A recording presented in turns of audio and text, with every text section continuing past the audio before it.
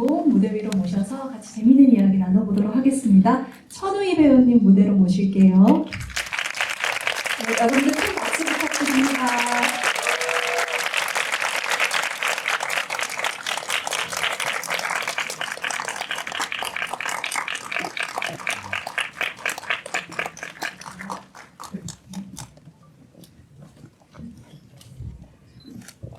네, 오늘 예매창 열리고 한 1분 만에 매진이 된 걸로 제가 알고 이렇게 주말에 이렇게 무더운 여름에 지극히 사적인 영화관이라는 주제로 같이 이야기 나눌 수 있게 돼서 너무너무 기쁘게 생각합니다. 감사합니다. 네. 이 영화 15년 전 2010년에 개봉해서 한 60만 명의 관객을 동원했고 아주 독특한 코미디와 부조리극의 감각을 보여주었던 손재공 감독님의 세 번째 장편 영화입니다. 마침 아마도 올해일 것으로 예상이 되는데 손재공 감독님 신작이 또 오랜만에 나올 것으로 기대되는 타이밍에 네, 천우희 배우님이 영화를 또 뽑아주셔서 반갑기도 한데요. 우선 어째서 이 지극히 사적인 영화 오랜만에 우리가 이렇게 다시 모여서 볼 영화로 2층의 악당 꼽아주셨을까? 우희 배우님의 선정 이유 간단히 들려주시면 좋을 것 같아요. 제 선정 이유는 일단 이 시네21 30주년에서 약간 규정을 해주신 기준이 하나 있었어요. 2000년대 이후의 한국 영화 중에서.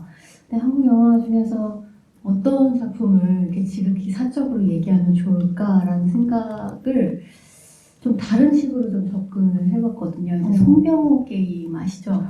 송병호 게임처럼 일단 제외를 먼저 해보자. 수거법으로 접근을 하셨군요.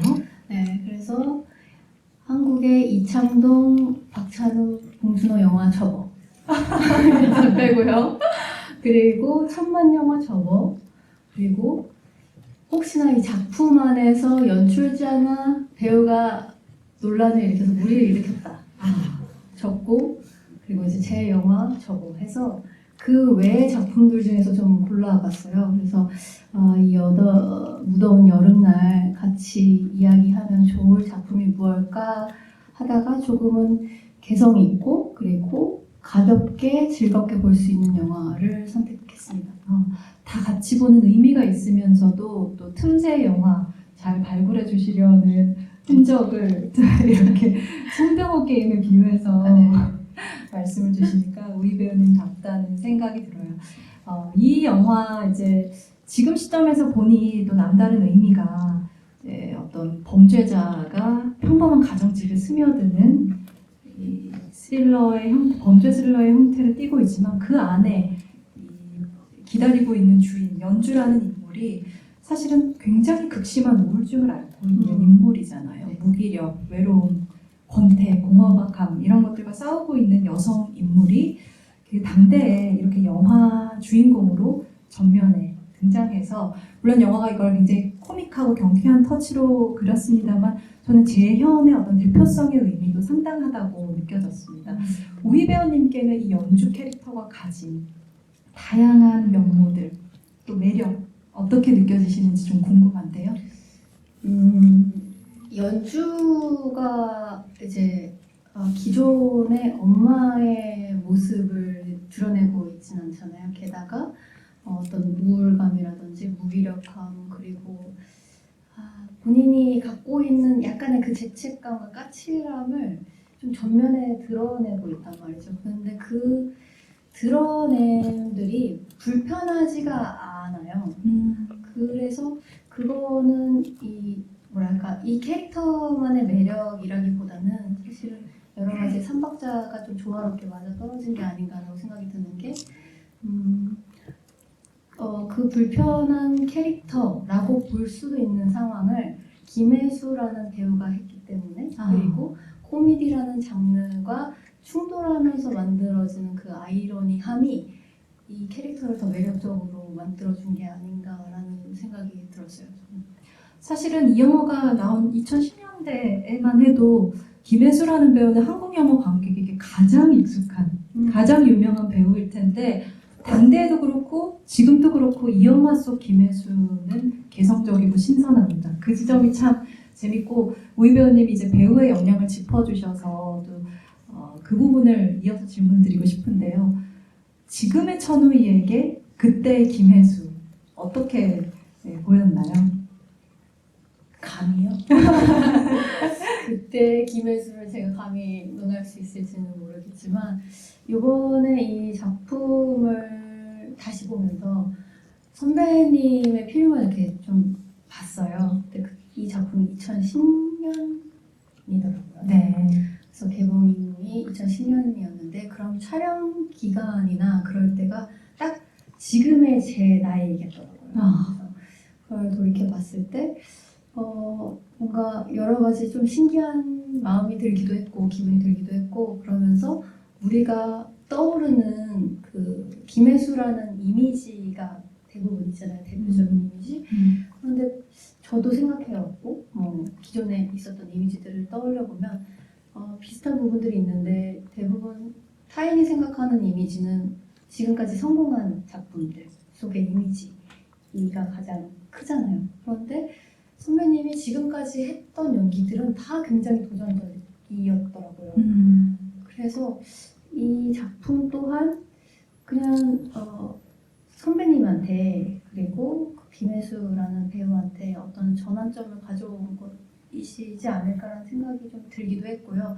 그러니까 이건 뭐 그냥 여자 배우라서가 아니라 모든 배우들이 좀 원하는 게 네. 항상 어떤 뭐랄까요 자기를 좀 확장시켜줄 수 있거나 아니면 자기의 틀을 좀 깨부숴줄 수 있는 연출자든 아니면 캐릭터든 시나리오를 만나기를 항상 기대하고 갈만 하는데 그 작품 중에 하나가 아닐까라는 생각이 저는 들었어요. 그래서 선배님한테는 제가 직접적으로 여쭤보진 않았지만 그 작품 중에 하나이지 않을까 싶습니다.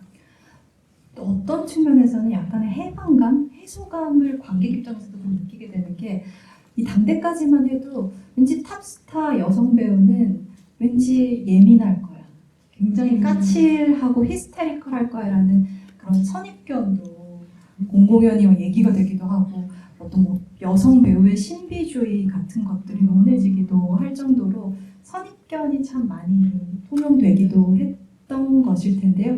2층의 악당은 어떤 의미로는 그런 선입견을 더 수면 위로 끌어올려서 캐릭터를 극대화시켰기 때문에 일종의 정면 돌파이기도 한 거예요. 그래서 게다가 또 코미디 장르고요. 그래서 거기서 오는 통쾌함도 저는 느껴졌고 천혜 배우님이 김혜수 배우의 필모그래피에서도 환기가 되는 작품이었던 점 말씀 주셔서 반가운데 이 영화 속 연주가 극중에서 35이에요. 근데 2025년에 보는 관객분들 다 생각하셨을 거예요. 35밖에 안 되는데 왜 이렇게 다 잔 것처럼 나이가 왜 이렇게 너무 많은 것처럼 그러지? 요즘 감각하고 나이의 감각이 좀 다르죠. 그래서 극중 35 캐릭터인데 지금 다시 봤을 때 좀 새롭게 느껴지신 점 없으셨어요? 아 정말 재밌게 느낀 게 거기 계속 유럽 연합 기준으로 나이를 운운하잖아요. 그래서 그런데 또 지금 시대하고는 확실히 이제 문화적인 나이나 이런 체감하는 게 좀 다르긴 하지만 그래도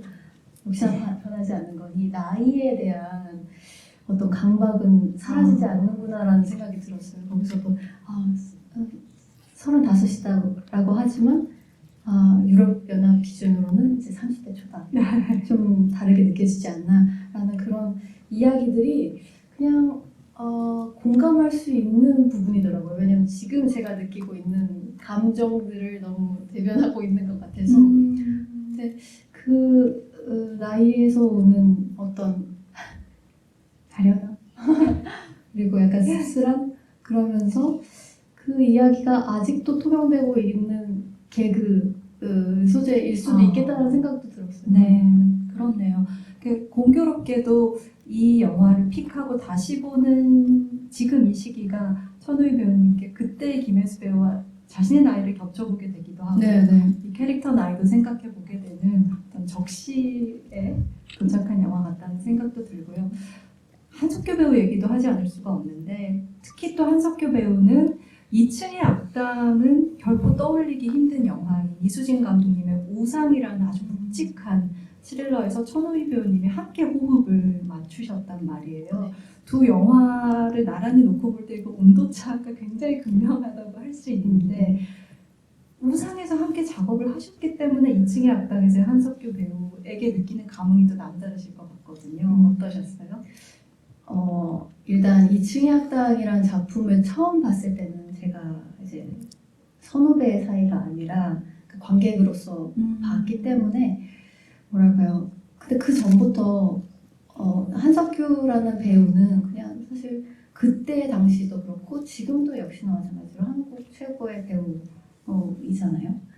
근데 그 한석규라는 배우가 연기하는 인물들을 저는 그 전부터 되게 많이 좋아했었던 것 같아요. 그러니까 한석규가 어떤 인간의 면면을 좀 보여주는 게 되게 적나라하면서도 너무 그 인물처럼 표현할 때가 있는데 많은 작품들이 있지만 저는 이제 가장 최고로 뽑는 건 8월의 크리스마스와 구타 유발자들이라는 작품 혹시 아시나요? 그 인물을 보면 같은 사람이라고 느껴질 수가 없잖아요. 근데 그렇죠.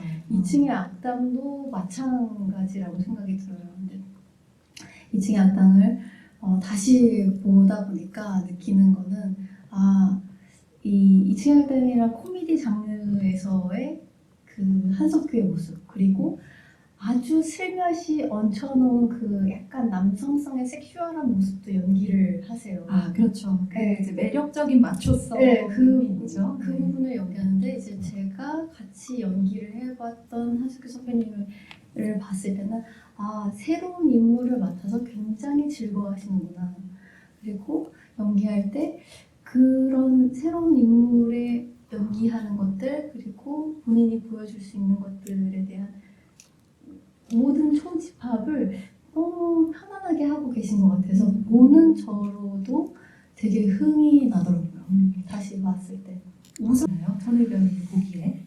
우상 현장은 저랑 선배님은 굉장히 항상 현장은 굉장히 치열했지만 저와 선배님이 이야기 나눌 때는 항상 차분했어요. 저랑 선배님하고 조금 결이 좀 잘 맞긴 하거든요. 어떤 이야기 주제에 대해서나 연기적인 이야기를 할 때 뭔가 선후배라기보다 그냥 인간 대 인간, 뭔가 동료의 관점으로 더 이야기를 나눠 주실 때가 더 많아서 그래서 항상 무시한 연기에 대해서 얘기하면서 너는 연기를 어떻게 시작했니?부터 얘기하면서 이 우상이라는 작품에 대해서 얘기하거나 아니면 그냥 전반적인 가족들 이야기도 많이 나누고 그래서 연기를 같이 하고 나서는 오히려 저한테는 조금 더 뭐랄까 인간은 한석규 그리고 그냥 나보다 조금 더 인생을 많이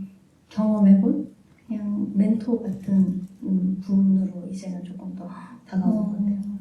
이런 이야기를 주셔서 저도 좀 더 부연해서 질문을 드리고 싶은데 오늘 또 팬분들이 많이 계셔서 워낙 잘 아실 것 같지만 천우희 배우님이 항공주로 청룡영화상 여우주연상 수상하셨을 때 그 너무나 진솔하면서도 아름다운 그 눈물의 수상소감 장면이 있지 않았습니까? 이제 그 순간 이후에 이제 많이 알려지기를 김혜수 배우가 오랜 진행자이기도 했던 김혜수 배우가 직접 천우희 배우님께 연락을 주셨고 그 이후로 이제 어떤 그저 선후배 사이를 좀 넘어서 더 가까운 관계로 많이 발전하셨다고 네. 알려져 있죠.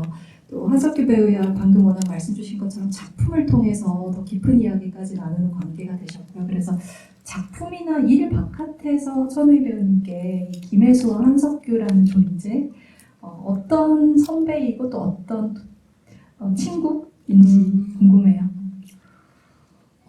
두 분은 저는 제가 그냥 개인적으로는 굉장히 특별하게 생각하는 선배님이기 때문에 이 작품을 선정하는 이유도 있고요. 그리고 그냥 많은 배우뿐만이 아니라 그냥 많은 배우분들한테도 두 분은 정말 많은 의미가 있는 배우긴 하잖아요. 그렇죠. 그런데 저는 제가 이 두 분을 굉장히 애정하고 많이 따르는 데에는 뭐랄까 그 태도와 자세인 것 같아요. 제가 연기력을 감히 논할 수 있는 정도의 경지는 이제 너무 섰고 제가 말할 수 있는 부분은 아니고 그 외에 이 작품 아니면 연기를 대하는 자세 그리고 안녕히 가세요.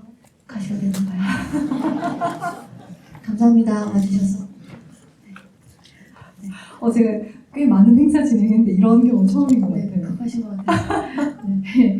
그 자세가 뭐랄까 항상 배우로서의 그런 직업적인 면모를 갖고 있는 것도 그렇고 그리고 연기 자체를 굉장히 사랑하세요. 그래서 그 연기에 대한 호기심이라든지 사랑이라든지 어떤 노력이 항상 제가 옆에서 봤을 때는 최선을 다하시거든요.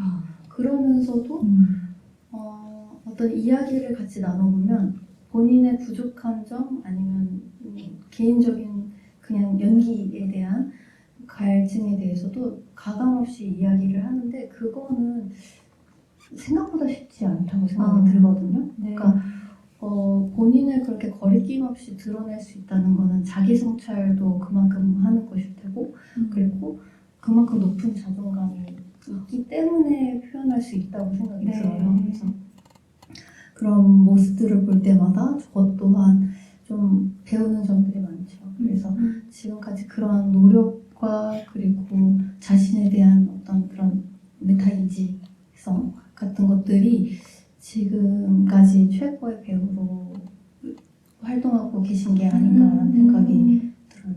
두 배우가 워낙 매체 인터뷰에서나 여러분들 보시는 방송에서나 또 굉장히 유려한 표현으로도 잘 알려져 있는데 그 뒷면에는 천우희 배우님 방금 말씀하신 성찰들, 네. 메타인지의 시간들 헤아려 보게 되네요. 네. 바쁘셔서 먼저 일어나는 관객들에게 인사해주는 친절한 우리 씨 덕분에 더 재밌는 시간이 되어가고 있는 것 같습니다. 이 배우 얘기를 저희가 좀 해봤는데 오늘날 2025년에 2층의 악당을 볼 때 좀 더 해볼 수 있는 새로운 상상은 만약에 천우희 배우가 이 영화의 일종의 리메이크일 수도 있고 여러 가지 이 변주된 재해석이 일어난다고 했을 때 어떤 역할로 이 영화에 들어갈 수 있을까 이런 상상을 저는 해보게 돼요. 근데 거기에 어떤 젠더 프리, 젠더 스위칭 캐스팅도 가능하지 않을까? 이를테면 사별 후에 극심한 우울증을 앓는 유약한 집주인 남자가 아랫집에 살고 고미술품을 이제 훔치는 희대의 사기꾼인 여자가 윗집에 오면 어떨까? 그리고 왠지 그렇게 되면 천우희 배우님 굉장히 잘하실 것 같다. 드라마 이로운 사기가 생각나기도 네. 하고요. 그래서 우희 배우님 만약에 이 영화에 본인이 들어간다면 창인과 연주 어느 쪽을 좀 더 재해석해보고 싶으신지요?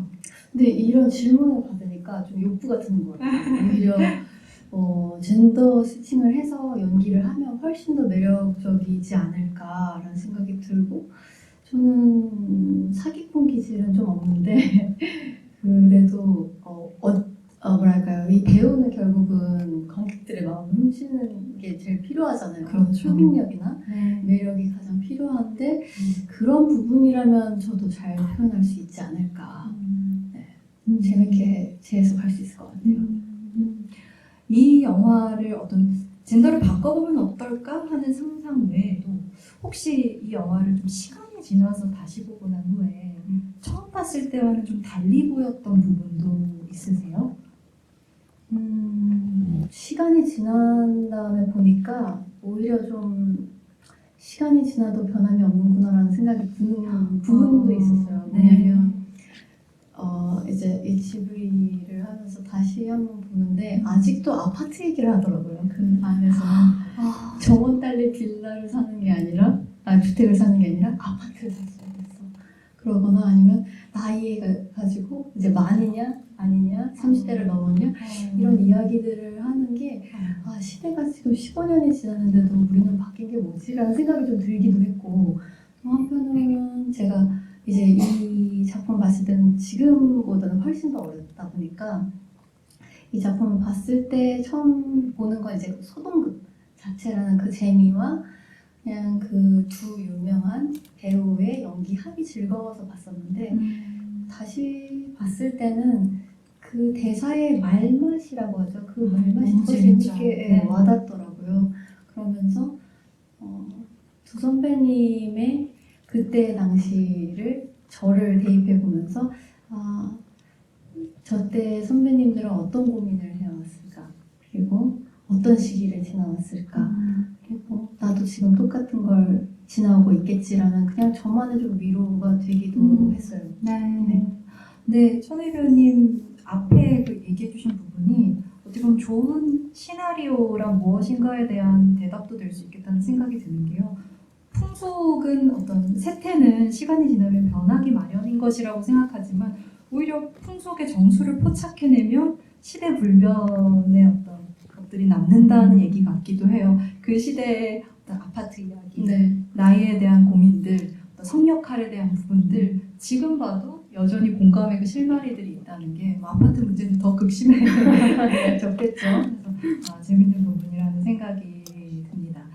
말만 얘기 언급을 해주셨는데 혹시 이 대사 너무 재밌지 않나? 떠오르는 거 있으세요? 아니면 두 사람이 어떤 설전하는 장면 특히 좀 재밌게 보신 부분 있다든지? 두 분을 제가 알아서 그런지 몰라도 연기할 때 두 분이 그냥 개인적으로 어떤 새로운 장르를 만났다는 그 즐거움과 그리고 이 작품을 취향적으로 좀 좋아하시는 것 같다는 느낌이 들었어요. 그래서 그냥 연기할 때 그 현장이 좀 그려진달까요? 그래서 되게 즐거웠겠구나라는 생각이 들었는데 그냥 그 티키타카 부분이 뭐랄까요? 그냥 정말 흥이 나서 연기를 하는 게 보였고 특히나 그 이제 둘의 관계가 뭔가 연주가 창인을 의심하게 되면서부터가 저는 진짜 재미라고 생각이 들어요. 인증 보여줄까 말까. 네. 그런 부분들이 이제 나이 50 넘었어요? 검버섯이에요? 막 이러는데 제가 알기로는 그 민증 부분은 애드립이라고 들었어요. 한석규 선배님. 네. 그러니까 그런 재미들이 배우들부터가 출발이 그러니까 어떤 흥미롭고 어떤 뭐랄까 텐션감이 짱짱하다 보니까 그냥 두 분이 만나는 장면마다 다 너무 즐거웠던 것 같아요.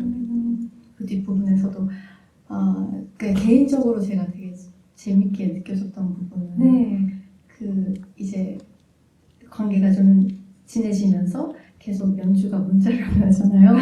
연주가 문자를 보내고 창희는 집을 뒤지면서도 문자를 답하거나 전화를 하는데 그 두 가지 연기를 다 하신단 말이죠. 네, 일 좀 하자 하면서도 네, 보고 싶어요 막 하는데 그 능청스러움이 저는 너무 즐겁더라고요. 맞아요. 네. 그 능란함이 정말 관객을 말씀 그대로 즐겁게 네. 하죠. 그 이제 뭐 이렇게 검버섯 의심하고 흰머리 찾고 이 장면 같은 경우는 저도 이제 공개된 시나리오를 좀 본 적이 있었는데 시나리오 상에는 훨씬 대사가 간결하더라고요. 그리고 이제 뛰쳐나가는 연주에게 창인이 자기 주민번호 이렇게 불러주면서 에이 뭐 내가 이런 것까지 말해야 돼? 이런 부분이 있잖아요. 거기도 사실 시나리오 상에는 되게 이제 더 간단하게 바로 이어지는 대사로 붙어 있는데 아마도 우리 배우님 말씀처럼 두 분이 좀 더 동선을 만들어내고 턴도 둬서 더 이렇게 리드미컬하게 만든 장면이 아니었을까 싶은 생각이 들더라고요. 근데 저도 너무 동감합니다. 두 배우 자체도 이 작품이 너무 재미있고 신나 있다는 게 느껴져서 그래서 관객에게도 에너지가 오는 영화 아닐까 싶어요. 맞아요. 이 작품 이야기할 때 어쩔 수 없이 연주와 창인 위주로 이야기를 하게 되지만 사실 이층의 악당의 진짜 묘미는 조연 배우들, 이웃집을 비롯한 여러 주변부 캐릭터들은 또 있는 것 같기도 해요. 굉장히 다양한 인물들이 있습니다. 조금씩 이렇게 짚어가 보려고 하는데요. 일단 우희 배우님 혹시 뭐 이웃이든 혹은 그 미술품 사기와 관련된 어떤 인물들이든 좀 더 이렇게 우희 배우님의 눈길을 끈 캐릭터 있을까요?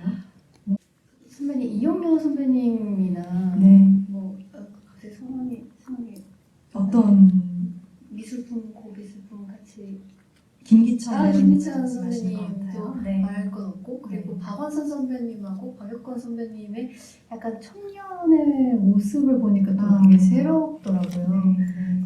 근데 이 작품이 뭐랄까 덜컥거림이 없다고 저는 느꼈었거든요. 막 엄청나게 한 장면이 굉장히 각인되거나 힘을 줬다라는 느낌은 없지만 무르르듯이 이어지는 거는 그 모든 인물들이 각자의 역할을 너무나 뭐랄까 만듦새 있게 잘 역할을 해줬다고 생각이 들어요. 근데 그 각자의 역할을 과하지도 또 모자라지도 않게 해왔고 그리고 그것도 연출자와의 합도 굉장히 잘 맞았다고 생각이 네. 들거든요. 네. 개인적인 저로서는.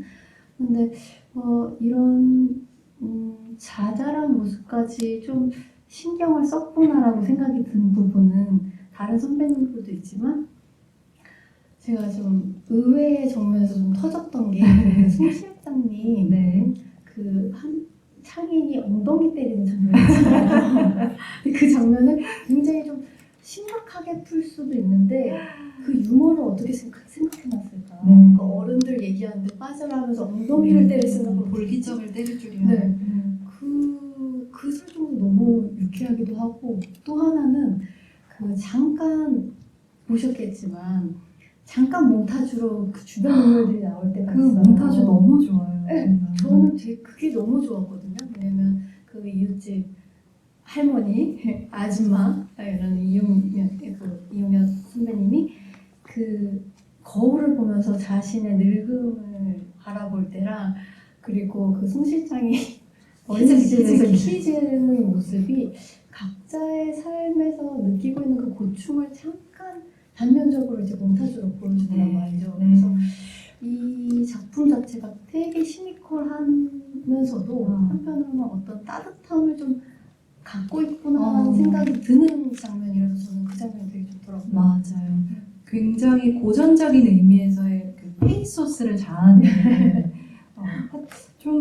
정말 고전적이지만 적소에 잘 쓰였을 때의 관객의 마음을 울릴 수 있다는 네. 것을 보여주는 그런 몬타주였던 것 같고 그 몬타주 보면서 저도 또 새삼 그런 생각이 들었던 것 같아요. 좋은 코미디는 제 생각에 인물들이 충분히 수고스러워야 하거든요. 뭘 저걸 저렇게까지 너무 고생하고 애쓰고 그러다가 뜻밖의 어떤 원석을 건져냈을 네. 때 오는 감동까지 좋은 코미디의 요건이라는 생각이 드는데 이 영화에서 특히 한석규 배우께서 열연하셔서 그 창인의 정말 눈 뜨고 못 볼 고생의 장면이 하나 있지 않습니까? 창고에 갇히는. 이제 이층의 학당의 명장면 중에 명장면이라고 할 수 있고 굉장히 많이 회자된 장면이기도 한데 너무 재밌죠. 요 하이라이트 어떻게 보셨는지요? 저는 그때 이제 창고에 갇히게 되면서 세 사람이 동선을 만드는 거는 사실 그거는 정말 코미디가 이루어져야 되는 씬이라고 생각이 들어요. 네. 그래서 굉장히 감독님께서도 의도한 장면이기도 하고 그래서 되게 재밌게 보다가 저는 정말 빵 터졌던 데가 이제 그건 좀 컷전환의 힘을 좀 받기도 했는데 이제 다시 갇히잖아요. 다시 갇혔을 때 컷이 전환되고 이제 수돗물이 떨어지는 거를 받아 먹기 전에 창인의 모습이 나와요. 그 짓고를 하고 있는 그 자세와 표정이 정말 너무 웃긴 거예요. 그래서 소리나서 육선으로 웃었는데 그 수돗물 받아 먹는 모습 그리고 과자 봉지에 냄새를 맡는 게 너무 기가 막히더라고요. 전 최근에 다시 보니까 엄마 손 파이 먹고 싶다 그런 생각이 절로 들었고 근데 저는 깜짝 놀랐던 게 원래는 엄마 손 파이 이 상호명을 제가 갑자기 말을 듣긴 하는데 이 과자 봉지로 호흡하는 씬이 아니었대요. 그런 거 어떻게 원래 시나리오상에는 창인이 바퀴벌레를 잡아먹는 설정이었다고 합니다. 근데 너무 세다. 이제 관객이 좀 역겨울 수 있다라고 해서 현장에서 이제 아마도 또 배우님이 좀 적극적으로 의견을 내셨던 것 같아요. 그렇게 하면서 지금의 씬으로 완성됐다고 해요. 역시 소통이 중요합니다, 여러분. 이렇게 현장에서 각자의 이제 아이디어를 내면서 더 좋게 디벨롭되는 거죠. 근데 저는 우희 배우님이었다면 바퀴벌레 먹는 거 한번 그로테스크하게 세게 한번 해보자 이렇게 하셨을 수도 있을 것 같아요. 저는 물론 이제 항상 어떻게 보면 제가 되게 뭐랄까 어떤 선입견이 있을 수도 있는 게 이제 배우적인 고집이 셀 거다라는 생각을 하시는데 분명히 연기적으로는 고집이 있겠죠 저한테. 그런데 저한테도 되게 중요한 건 배우나 연출자와의 소통이라고 생각하거든요. 저희 말하는 유두리 같은 있어야 된다고 생각해서 제 의견을 제안하지만 또 연출자가 원하는 방식은 저는 무조건 다 해봐요. 그래서 만약에 저도 어떤 의견을 얘기했다가 그로테스크하게 바퀴벌레를 먹어야 되는 신이 있다 하면은 일단 해봅니다. 그리고 저만의 방식으로 해석한 거를 보여드리고 그게 설득할 수 있다면 그런 방식들을 좀 취하는 편인 것 같아요. 좋습니다. 아까 이제 주변부 인물들 얘기를 하면서 아마 지금 이 영화를 처음 보셨거나 오랜만에 보시는 관객분들이라면 엄기준 배우도 좀 새롭게 반가운 얼굴이셨을 수 있을 네. 것 같고요. 이제 정의로운 경찰인 줄 알았더니 이장 뜻밖의 연주를 좋아하기 네. 시작하는 그런 오순경. 네. 참 웃긴데요. 네. 역할 이장우 배우는 사실상 2층의 악당 영화 데뷔작. 아. 이세요. 그래서 여러 인물들에게 어떤 초석을 다졌던 또 의미 있는 필모그래피를 채운 영화이기도 한데 저는 그렇게 또 박효건 배우가 웃기더라고요. 조과장 역인데 요즘 말로 어떤 월급 무팡행들 모범을 보여주는 한 인물이기도 한데 여기서 빼놓을 수 없는 또 하나의 인물이 딸이기도 한 것 같아요. 맞아요. 네, 지우 배우가 연기한 네. 성아. 어떻게 보면 연주와 창인 사이에서 삼각형의 꼭지라고 할 수 있는데 성아 캐릭터는 혹시 어떠셨어요? 성화 캐릭터는 어떤 제가 느꼈을 때는 어떤 장치이기도 하잖아요. 그 그렇죠. 둘을 만들어주고 맞아요. 어떤 서스펜스를 계속 이어갈 수 있게 하는 매개체이기도 한데 그런데 마지막에 이 인물이 가장 필요한 건 그냥 저는 그 마지막 한 대사가 결국은 딸이 가장 중요한 인물이었구나라는 생각이 들었어요. 왜냐면 마지막에 이제 연주가 새로운 집을 구해서 창인이 왔을 때 그냥 사는 거죠 뭐라는 대사가 저는 이 작품을 그냥 전체를 얘기하는 것 같기도 하고 그 블랙 코미디의 결국 이야기 의미는 뭐냐 그냥 사는 거지 뭐라는 것 같아서 그 역할을 이 말을 하기 위해서 이 모든 것들이 다 이루어진 게 아닌가라는 생각이 좀 들더라고요. 이 영화를 통틀어 가장 달관한 어린 인물이 내뱉는 마지막 대사. 그렇게 들으니까 진짜 달리 들리는 것 같기도 하고요. 이 부분 얘기해 주셔서 이제 덜컥 잠시 엔딩으로 좀 건너뛸까 싶은데요. 처음 개봉 당시에 2층의 악당 엔딩에 대해서는 호불호가 꽤 갈렸던 것으로 알고 있습니다. 이 영화답게 참 뻔뻔하고 태연하게 약간은 허무하다라는 반응도 있었는가 하면 좀 너무 급한 마무리 아닌가? 라는 반응도 있었대요. 근데 저는 이 영화의 엔딩까지도 참 좋아하는데요. 그 바닥에 들어놓은 창인과 태연이 식사하는 두 모녀에 이게 해피엔딩인가 아닌가 싶은 이 엔딩 어떻게 보셨어요, 위배는? 꼭 해피엔딩일 필요는 없잖아요. 작품이. 그리고 저도 이 엔딩이 되게 마음에 드는 게 뭔가 허무하면서도 소소하게 일상을 이어가는 듯한 결말이 이 작품의 결과는 맞지 않을까라는 생각이 들었어요. 그러니까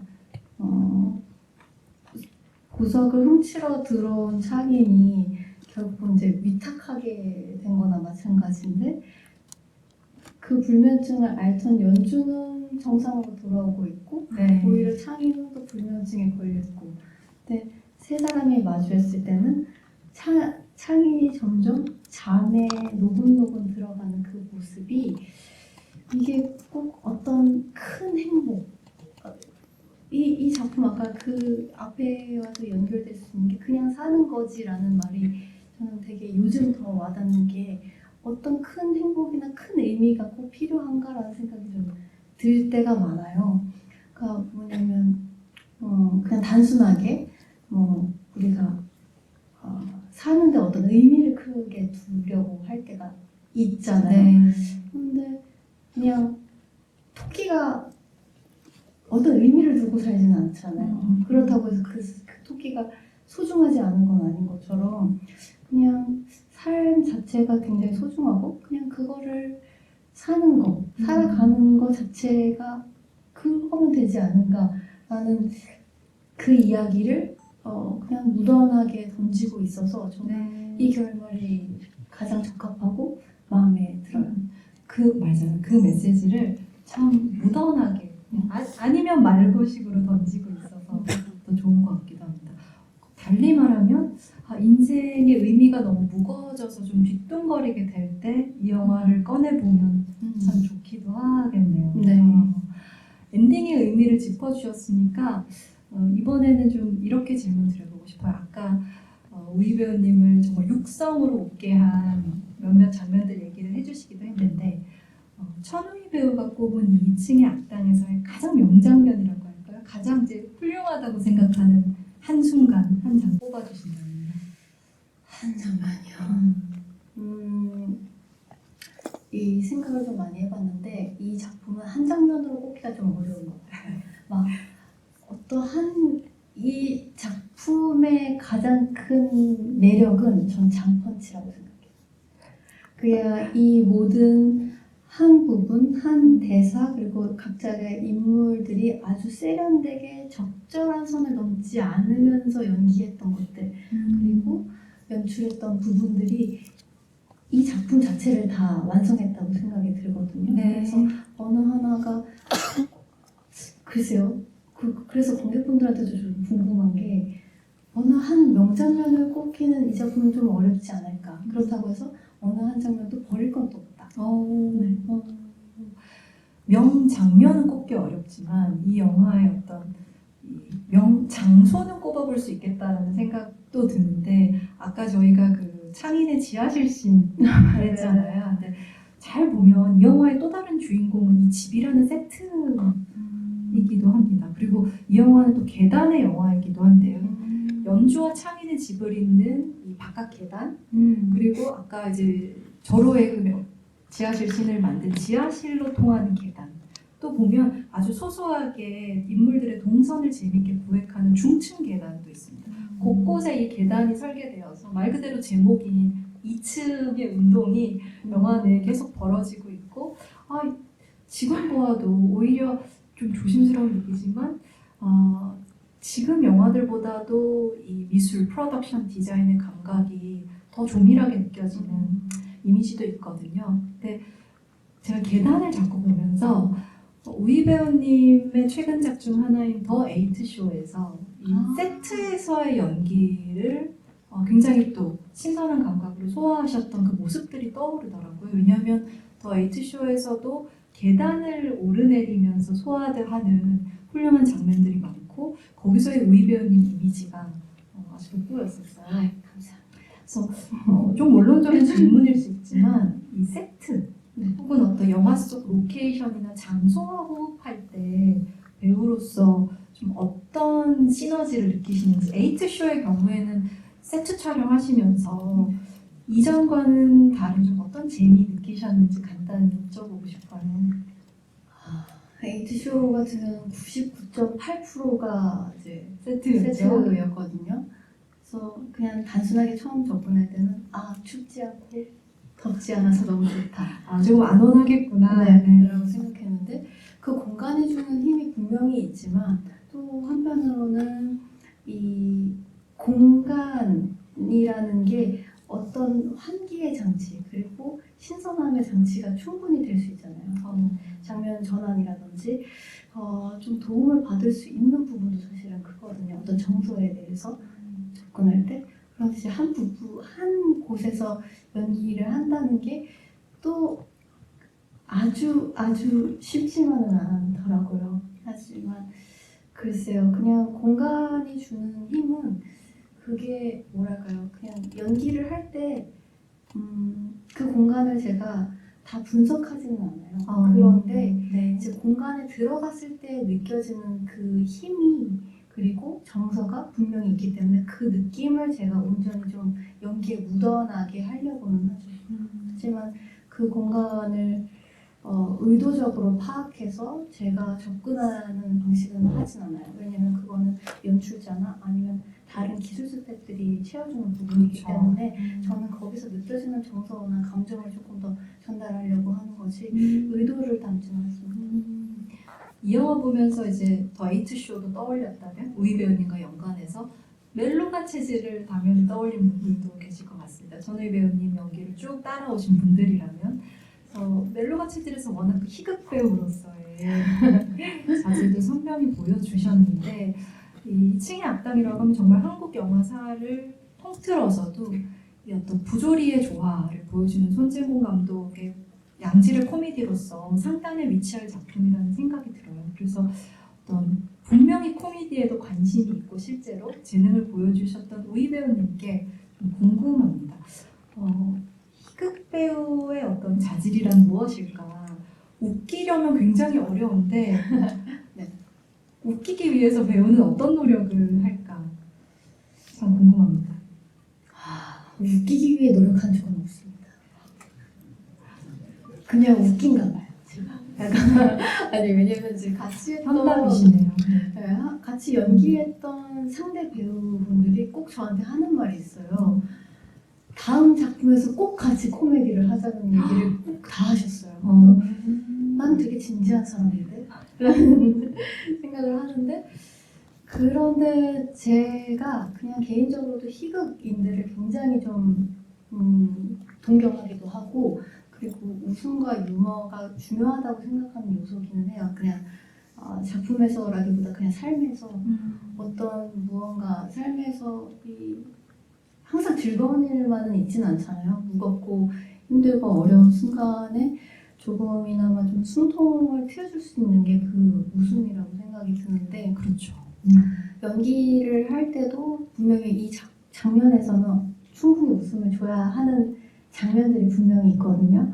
그런데 그거를 의도하면은 또 재미가 좀 반감되고 그렇다고 또 아무 노력도 하지 않으면 안 되기 때문에 생각보다 그 웃음을 만들어야 하는 그 장면은 굉장히 계산적이어야 될 때가 있어요. 네. 배우만의 노력은 아니고 그 모든 것들이 이런 말 써도 되나요? 기깎기라고 하죠. 그 모든 것들이 좀 맞아 떨어져야 되는데 그래서 그런 장면을 만들 때는 아주 더 치밀해야 되는 부분들이 있어요. 오히려 코미디일수록 더 엄격하게 접근하게 되는 네. 계산이 많이 필요해요. 네. 기깎기가 네. 뭔가요? 이걸 뭐라고 하죠? 누가 얘기해 주실 분 있을까요? 이 모든 게 제가 좀 공부해 오겠습니다. 배우들과 현장 스태프와 또 현장의 공기와 모든 것들이 합이 좀 맞아야 돼요. 아주 알맞게 떨어질 때의 네. 힘 같은 과정. 그럴 거예요. 네.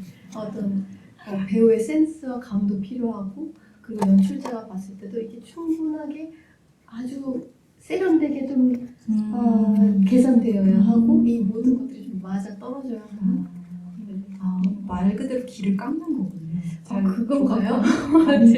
제가 지금 전혀 감을 잡지 못하고 제가 오늘 찾아보겠습니다. 기깎기란 말을 많이 쓰긴 했는데 네, 알겠습니다. 이 영화 지금 다시 보면서 좀 장르적으로도 아마 오늘 영화 재밌게 보셨던 분들이라면 요새 이런 영화 많지 않다. 요새는 왜 좀 없지라는 생각도 하셨을 법해요. 이제 아주 작지만 알찬 영화고 손재gun 감독 특유의 코미디가 시장에서 잘 셀렉이 되어서 관객에게까지 최초의 의도 그대로 잘 이제 전달된 경우일 텐데요. 이 배우님 어떠세요? 요즘에도 이런 영화 만들어지면 관객들이 좋아할까요? 이런 영화 좀 필요하다고 생각하세요? 어떤 영화든 필요하다고 생각해요. 이 작품이 아주 좋아할까, 성공할까에 대해서는 제가 얘기할 수 있는 부분은 아닐 거지만, 오히려 그때 당시보다는 지금이 더 좀 취향이지 않을까라는 생각은 들더라고요. 지금. 그러니까 예전에는 어떤 장면이나 어떤 캐릭터의 특성이 약간은 불편할 수도 있겠다, 이해하지 못할 수도 있겠다는 부분들이 있었는데 요즘은 유머 코드 자체가 극이라고 하잖아요. 약간의 밈처럼 뭔가 그 극이 요즘 취향이기 때문에 이런 까칠한 유머 코드들이 지금 시대와 더 잘 맞아 떨어지지 않을까라는 생각이 들고 네. 그리고 블랙 코미디라는 거는 언제나 좀 좋아하지 않았나 그냥 주류가 아니었을 뿐이지 네. 좋아하는 건 언제나 좋아했던 것 같아요. 약간 이제 그 격가지이긴 합니다만 최근에 우희 배우님이 그 수우파 스트리트 우먼 파이트 공연 보러 가셨던 객석에서의 모습 같은 것이 이제 공개가 되어서 많은 어떤 짤로 돌아다니기도 했는데 오늘 말씀하시는 걸 들어봐도 굉장히 그 트렌드 파악에 능하신 분이다라는 생각을 하게 됐네요.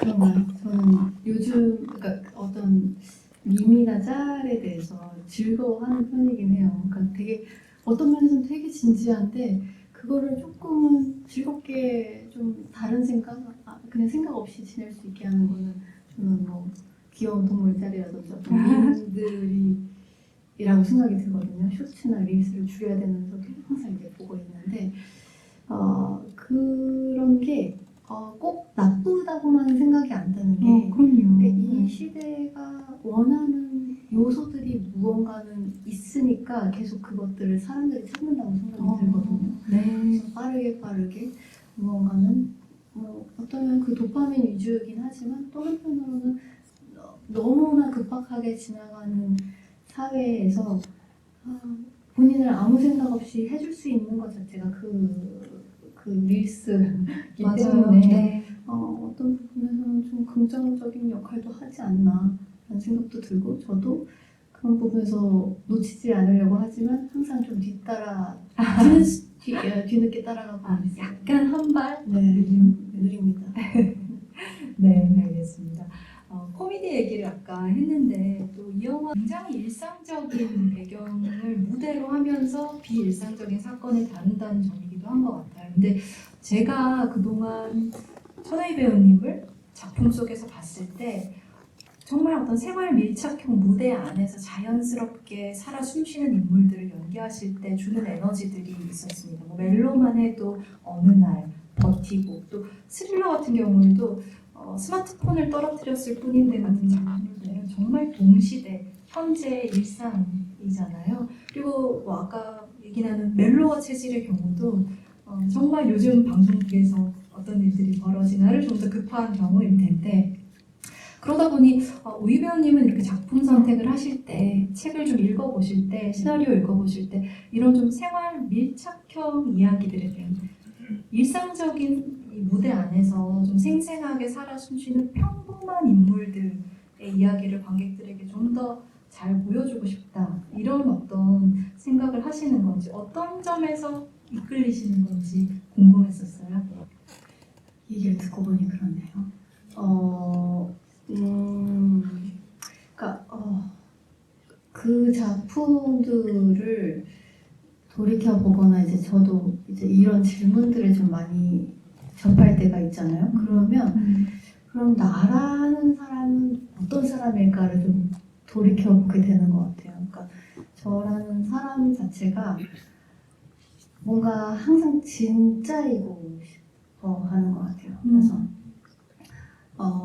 작품 안에서는 이 모든 것들이 가상 세계이지만 그 안에서 인간이 보여줄 수 있는 삶이나 정서는 진짜를 얘기하고 있잖아요. 근데 그냥 배우로서도 그렇고 개인적인 저로서도 항상 뭔가 진심으로 지내려고 하고 진심으로 대하려고 하고 그리고 진실하게 살려고 하고 본질이 뭔지는 아직도 모르겠어요. 근데 그 본질에 조금이라도 더 가까워지려고 하는 사람이라 그런지 어떤 그 진짜라는 것들을 항상 염두에 두고 있나 봐요.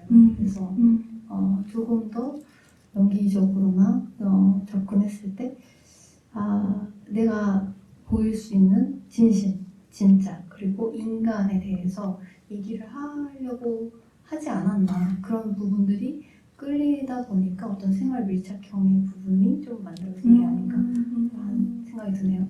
그러게 사실 이 2층의 악당에 아까 김기천 배우도 살짝 짚어주셨지만 이런 거잖아요. 실제로 오래된 동네 어느 길목 어귀에 그런 이제 고미술 가게가 있을 법하고 거기에서 충분히 일하는 사람 같죠. 그런데 영화는 그 사람을 데리고 조금 더 그 장막을 열어서 조금 더 비일상적인 사건들을 그 캐릭터와 붙여놓고 이제 장르 세계로 우리를 데려가는 것일 텐데 그 첫 출발점 통로가 어디인가라고 봤을 때 이렇게 유독 기막히게 좀 이렇게 살냄새가 나는 리얼리티를 제공하는 작품들이 있고 2층의 악당도 그 경우가 아니었나 싶습니다. 얘기를 듣고 보니까 사실은 천을 배우님이 이번에 이제 여러분들과 같이 볼 영화로 2층의 악당을 고민하시면서 사실은 첫 번째 픽은 2층의 악당이 아니었다는 얘기도 들었어요. 아, 네. 혹시 뭔지 소개해 주실 수 있을까요? 그 손병호 게임을 거쳐서 이제 그 작품들이 좀 나왔는데 봄날은 간다를 일단 제일 꼽고 싶었어요. 왜냐면 그냥 개인적인 취향으로는 그러니까 뭔가 최애 영화, 지극히 사적인 영화가 아니다 보니까 최애 영화를 얘기할까 하다가 그 부분을 제하고 오히려 싶었던 게 사실은 제가 정말 로맨스나 멜로 영화를 좋아하지 않았습니다. 그러니까 조금 나는 좀 미성숙한가라는 생각이 들 정도로 어떤 사랑에 대한 이야기가 그렇게 끌리지 않았던 것 같아요. 그동안은. 그런데 이제 30대가 되고 그리고 이번에 요 근래 바로 촬영한 작품이 이제 로맨스다 보니까 어떤 사랑에 관한 이야기가 저한테 가장 꽂혀 있어서 그런지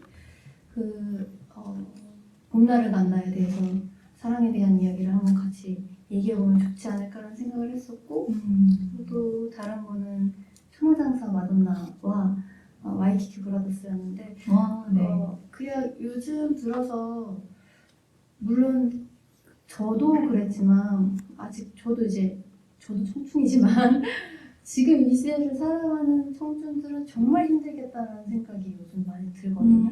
뭔가 남과 다르다는 이유로 아니면 현실 자체가 시대 자체가 주는 어려움들이 너무 무게감이 크다 보니까 실업률만 해도 그렇게 너무 어려울 것 같다는 생각이 들어서 그래도 우리가 이렇게 좀 모자라고 부족해도 청춘들이 조금이나마 힘을 냈으면 좋겠다는 격려의 얘기로 그 작품을 해보면 어떨까라는 생각이 들어서 그 리스트들을 좀 뽑아봤습니다. 그러고 보니 와이키키 브라더스와 천하장사 마돈나가 연결이 되네요. 네, 약간 좀 다 맥락이 또 이렇게 나는 또 마이너한 사람인가라는 생각이 들 수도 있는데 좀 독특한 걸 그러니까 좋아하진 않는다고 생각이 들면서도 전 되게 평범하다고 생각하거든요. 항상 나는 정말 평범한 사람인데 어떻게 이 독특한 직업을 갖고 있을까라는 생각이 들 때가 더 많은데도 결국은 마음이 끌리는 것들을 보면은 조금은 결이 다른 것들인 것 같아요. 이 2층의 악당을 두고 연주와 창인 사이에서 오늘 많은 얘기를 나눴는데 우리 배우님이 봄날은 간다 이야기를 해주셨기 때문에 그리고 아마도 봄날은 간다는 그래도 많은 분들이 좀 보셨으리라 짐작을 하고 제가 배우님 좀 곤란한 질문 하나 해도 될까요? 아니요. 곤란하다면 하지 않겠습니다. 이 봄날은 간다에 대해서 그 유구한 질문이 있잖아요. 은수와 상우 중에 나는 어느 쪽에 좀 더 이입하는가? 이영애 배우가 연기한 여자 은수와 유지태 배우가 연기한 상우. 조금 더 뭐 이렇게 도식적으로 정리할 수는 없겠습니다만 조금 더 여러 경험들을 하고 현실적인 관계 맺음을 하고 있는 인물과 순수하고 아직 첫사랑에 가깝고 그래서 실수도 많이 하기도 하는 조금 미숙한 사람. 이 사람 중 어느 쪽에 좀 더 이입한 거 보셨어요? 이거는 그때 제가 어떤 상태에 놓였냐에 따라서 좀 다른 것 같아요. 20대였다면 유지태 선배님의 입장에 조금 더 가까울 수는 있었겠지만 이번에 이 영화관 GV를 준비하면서 한 번 더 봤을 때 저는 결국은 이영애 선배님의 입장이 너무 현실적으로 되게 다가오더라고요. 그냥 나는 그 김치 못 담궈라는 말이 어렸을 때 봤을 때랑 너무 다르게 저한테 엄청 마음을 네. 하고 뭔가 아프게 좀 다가오기도 하더라고요. 네. 그래서 이 작품이 왜 자꾸 회자되는지는 나이가 들수록 알겠다라는 생각이 좀 들었습니다. 그렇죠. 관객이 나이를 들어가면서 계속 달리 보이는 네. 영화니까요. 혹시 봄날은 간다 아직 보지 않으셨고 오늘 우희 배우님 통해서 우려하시는 분들이 있다면 꼭 김치 못 담가 신을 기대하면서 봐주시길 바라겠습니다. 그래서 이 천우 배우님 이렇게 여러 고민 끝에 이제 이렇게 한국영상자료원 현장에서 가장 여러분들과 봉직한 영화로 2층의 악당 35mm 필름 상영을 하게 됐습니다. 그래서 이 지극히 사적인 영화관에 지극히 사적인 영화 정말 고민해서 골라주셔서 천우희 배우님께 너무 감사드리고요. 이렇게 슬슬 이제 마무리를 해야 할 시간인데요. 네. 우희 배우님께도 좀 흔치 않은 이 자리였을 거라는 생각이 들어요. 우희 배우님의 작품으로 객석과 만나는 게 아니다 보니까 또 이런 자리 때 토크 준비도 열심히 하셨다고 들었어요. 그래서 오늘 이야기 나누신 소감 한 말씀 나눠주시죠. 일단 제 작품이 아니다 보니까 약간 조심스러운 부분이 생기더라고요. 네.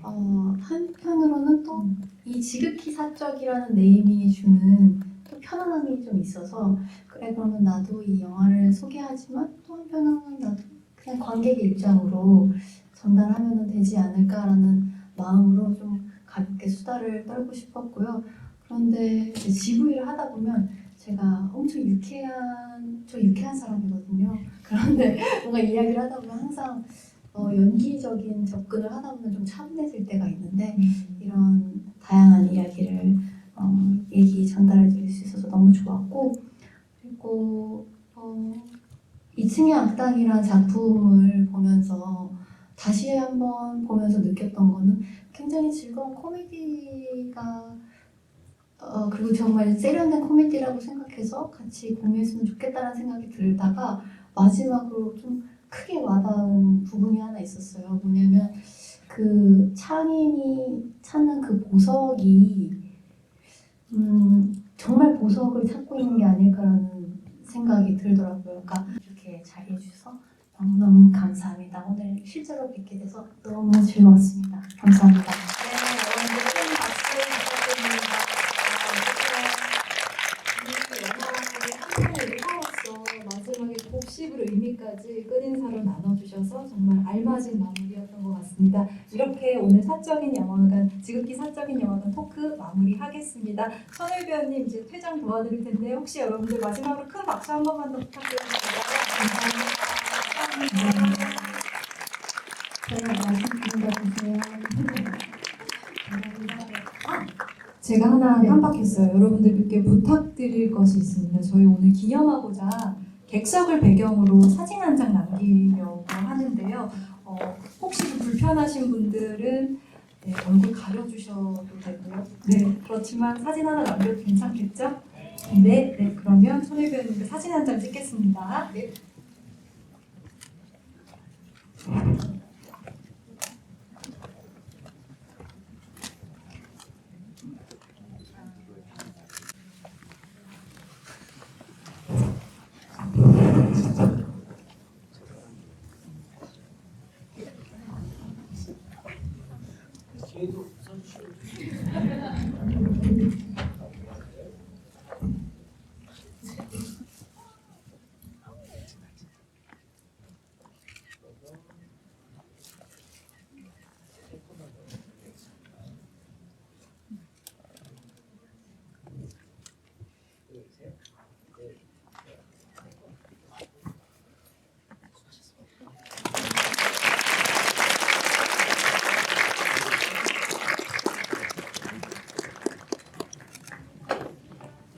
저희 게스트분들 나가실 때까지 이 자리에 앉아 계셔주시면 감사하겠습니다.